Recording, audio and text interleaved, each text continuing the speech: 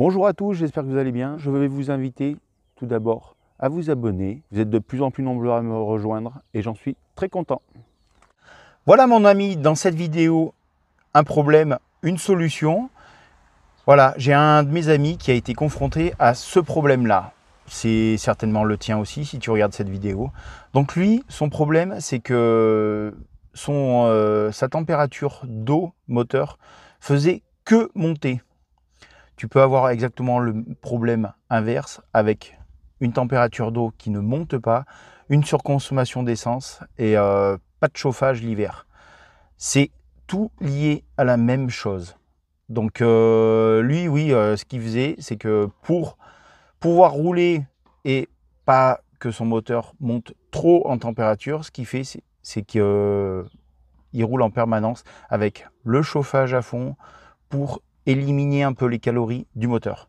Donc je vais te montrer la pièce qui est en question et tu vas voir que cette pièce-là ne coûte pas grand-chose, mais c'est super important à changer.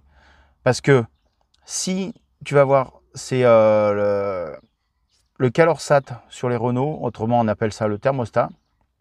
Si tu ne changes pas cette pièce, tu risques donc en cas de vanne fermée, ton moteur monte énormément en température, il n'arrive pas à se refroidir. Donc là, le risque, c'est que à moyen terme, tu vas faire un joint de culasse. Sinon, si les vannes restent tout le temps ouvertes, ton moteur n'arrive pas à monter à sa température optimale de fonctionnement. Donc, ça fait comme si tu avais en permanence le starter, donc surconsommation. Et l'hiver, en plus, tu n'arrives pas à avoir un chauffage correct à l'intérieur de ton habitacle. Donc voilà, je te montre la pièce. Donc voilà, je te montre sous le capot de la Clio 1,4 litre 16V. Donc moi, tu vois, comme d'hab, il faut que j'enlève le petit silencieux d'admission. Je le mets de côté.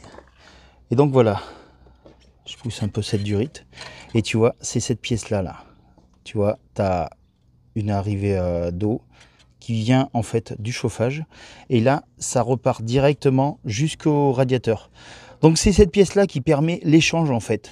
Tu sais, tout ton liquide de refroidissement qui est à l'intérieur du moteur, il va rester bloqué dans le moteur tant que ton moteur n'est pas arrivé à température. Et puis après, la vanne va s'ouvrir et va permettre que ton moteur reste à une température à peu près constante.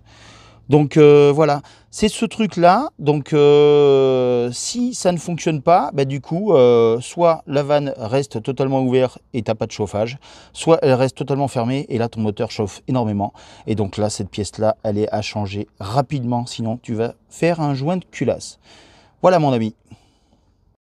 Voilà les amis, j'espère que cette vidéo vous aura plu. Si c'est le cas, n'hésitez pas à mettre un petit like et puis pourquoi pas, bien sûr, vous abonner. Je vous dis à très bientôt. Ciao!